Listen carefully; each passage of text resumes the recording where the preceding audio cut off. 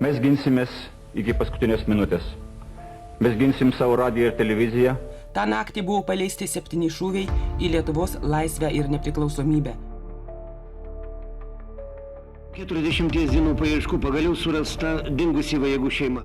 2 million residents of the Baltic states linked hands to protest not only what happened 50 years ago, but to send a message of defiance.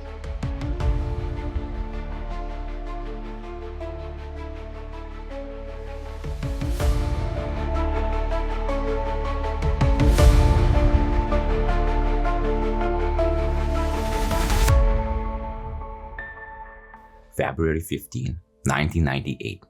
A day in a small village of Draučiai in the Širvintos district. Draučiai is a tiny settlement located about 40 kilometers from Širvintos. In 1998, only a few families lived there, so the locals knew each other well.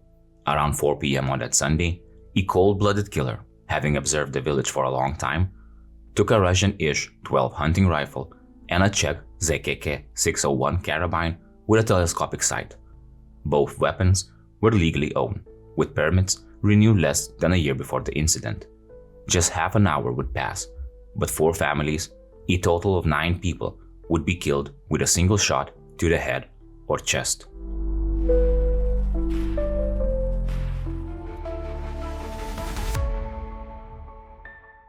First, the killer went to the furthest farmstead from the village center, where, as later discovered, he began his massacre. The owner, 40 years old Jonas Bereika, had moved to Draučiai from another town a few years earlier with his partner. He was shot in his bed, unaware and unprepared for a fight. Bereika led a quiet life, but his fate changed within minutes. At the same time, the killer also shot Bereika's partner, Marytė Rutkauskienė, who was performing daily tasks outside, sweeping, never expecting such brutality. She too died instantly, a single cold, accurate shot. Next, the killer went to the neighbor's house, 58 years old Leonas Garbatavičius, who lived nearby. Garbatavičius was shot right by his door. He didn't even have time to react or understand what was happening. In just a few minutes, the lives of 2 families were destroyed forever. Soon, the criminal reached the Vrubliauskai farm, where 38 years old Vytautas Vrubliauskas also became his target. Vytautas was shot without warning, and his 76-year-old mother Jadvyga and 42-year-old sister Zofija were injured. Although Zofija Vrubliauskaitė, who had come for a weekend visit from Širvintos, quickly received medical help, she died the same night at the Širvintos hospital after an emergency surgery. Jadvyga Vrubliauskienė, severely injured, continued to fight for her life, but eventually died a week later at the Vilnius Red Cross Hospital after all efforts to save her had failed. Don't ask about it. Those years have changed nothing. I see blood-splattered walls. I see all the medicine scattered on the floor. Maybe my shot mother was looking for some medicine. I see my sister lying in a neighbor's yard. She was running for help. That's when I lost my beloved sister, brother, and mother in Draučiai. 3 people, said Jadvyga's daughter. The killer was still not satisfied. He went to the Raudeliūnai house. The first victims were 66-year-old Vanda Raudeliūnienė and her daughter, 48 years old Dalia Kalibaitienė, who, with her family, had arrived from Šalininkai near Vilnius to visit her parents. Unfortunately, many details about how the killer slaughtered these helpless people are unknown. The village was small, and all the residents at home at the time were killed. The monster also shot a dog, which tried to defend the women like a true hero. Then, he brought a mattress from his own house, so he wouldn't have to lie on a cold, wet ground. The killer waited to ambush Antanas Raudeliūnas, his son-in-law Mindaugas Kalibatas, and his grandsons, Vilius and Tadas, who were collecting firewoods in a nearby forest. The men heard gunshots, but initially didn't worry, thinking it was just hunters, who frequently visited the area. However, when the 4 men emerged from the woods, the killer first shot Mindaugas Kalibatas in the chest, but the bullet only grazed him, tearing off some skin but causing no serious internal injuries. Then he shot Vilius as he ran to help his father. I screamed. My son heard me, turned around and ran back. Then I crawled to him and closed his eyes.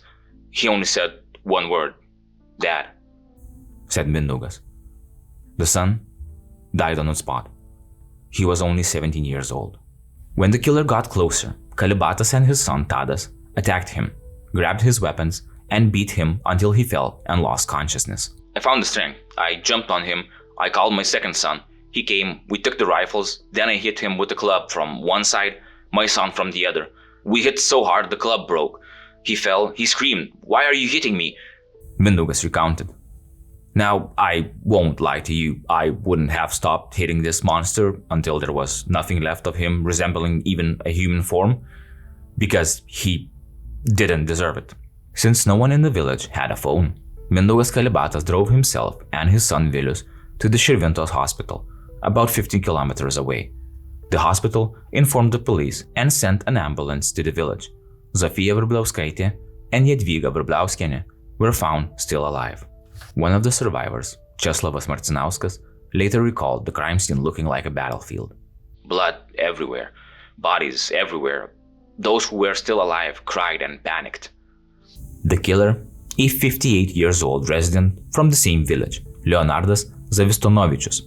At first glance, just an unremarkable taxi driver from Vilnius. He had moved to Draučiai to live with his mother. He had legally acquired the weapons with which he carried out his bloody spree.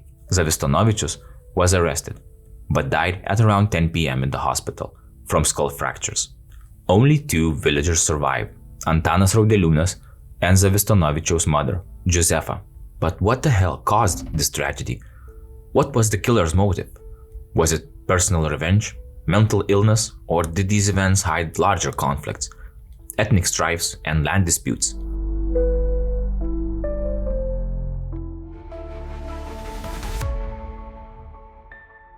Since most of the victims died, including the attacker himself, the truth remains hidden. However, one of the main theories is land dispute. After Lithuania regained independence, land reform caused numerous conflicts among local residents. The village of Draučiai was no exception. Intense battles over land borders occurred, with people frequently moving boundary markers, writing complaints, and clashing with each other.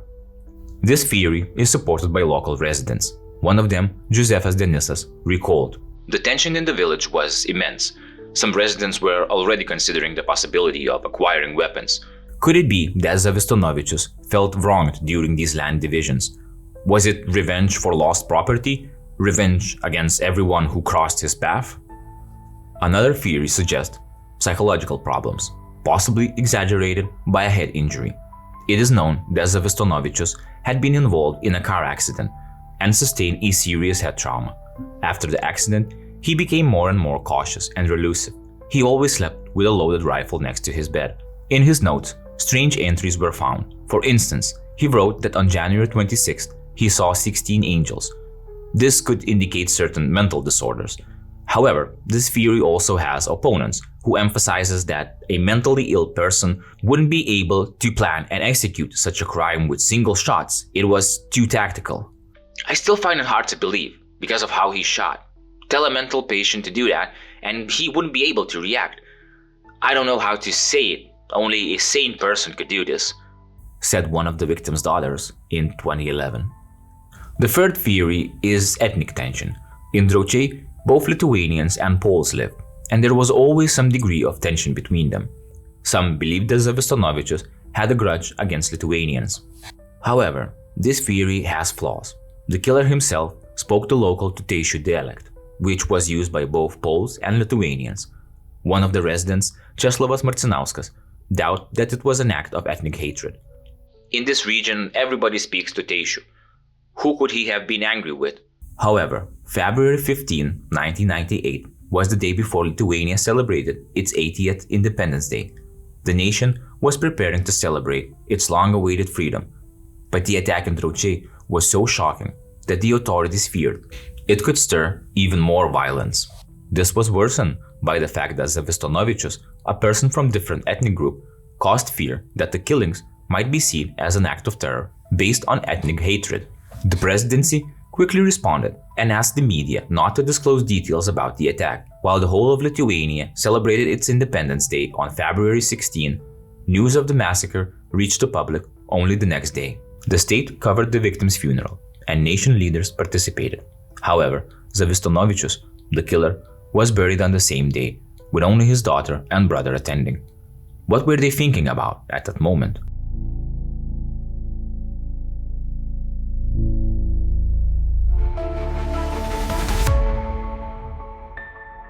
According to prosecutor Unsolved, the investigation was unusual. The law enforcement not only investigated a simple murder, it was a hot topic for everyone. The authorities declared that Zavistonovičius had killed due to mental problems. This conclusion did not align with the public's opinion. Zavistonovičius was known as a respected village member, a person who helped others and even drove sick people to the hospital. People couldn't believe that this man could commit such a horrible crime. Investigating the killer's past uncovered some interesting details. It turns out Zavistonovičius was a very jealous man who controlled every aspect of his life. His first wife ran away because of his pathological jealousy, and his second marriage was very short-lived. His jealousy became obsessive. He forbade his third wife to leave the house, checking whether she is meeting others.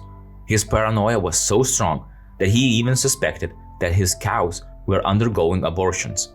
After these events, the village of Draučiai almost emptied. Some people moved elsewhere, and fear reigned in the village, which remained silent for a long time.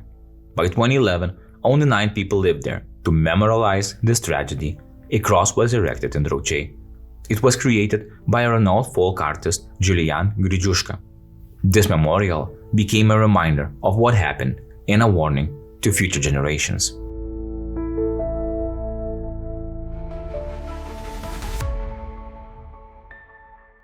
The tragedy of Draučiai reminds us how dangerous the escalation of conflict, social isolation, and unresolved disputes can be. This was not just a local event. It's a lesson for all of us about the importance of fostering mutual understanding and community spirit. What do you think about the story? What reason, in your opinion, could have led to these killings? Which theory would you lean towards? The land dispute, ethnic tensions, or psychological issues? Share your thoughts in the comments. And don't forget to like and subscribe to the channel so you won't miss any new stories. Stay safe, stay alert, and I'll see you next time.